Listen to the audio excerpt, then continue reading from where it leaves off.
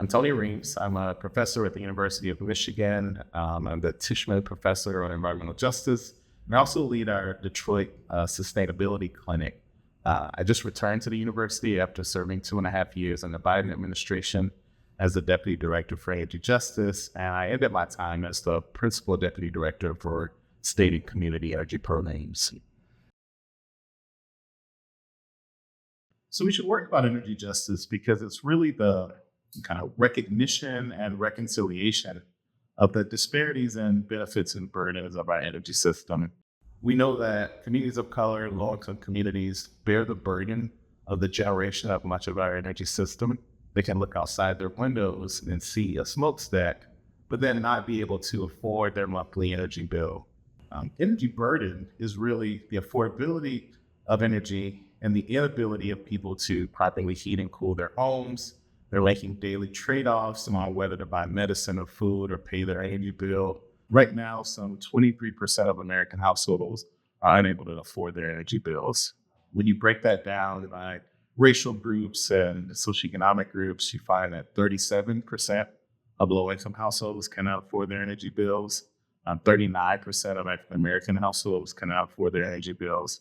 And so a technology like solar that allows us to distribute energy across communities, allows us to tap into natural resources like the sun, can begin to bring costs down for people who are suffering from energy burden. Another great thing about solar is that it allows you to spread the cost of energy generation over time because it's an infrastructure investment rather than the monthly cost that we see for energy right now. It's really important for state policymakers to think about engaging environmental justice groups or Canadian-based organizations because they have local knowledge.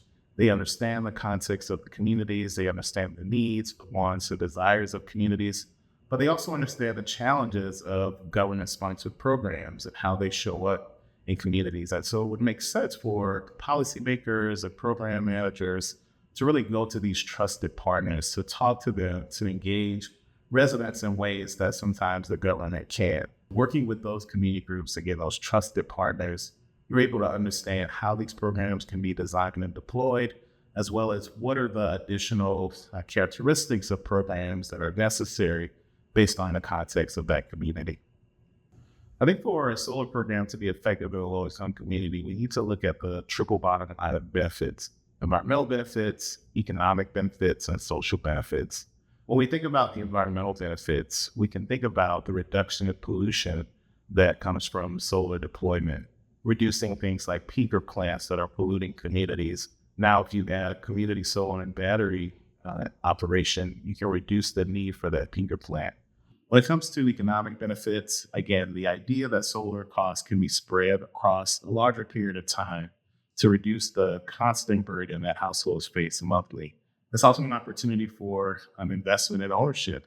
A lot of times, renewable energy allows for some type of community buy-in, community co-op when it comes to deploying that technology.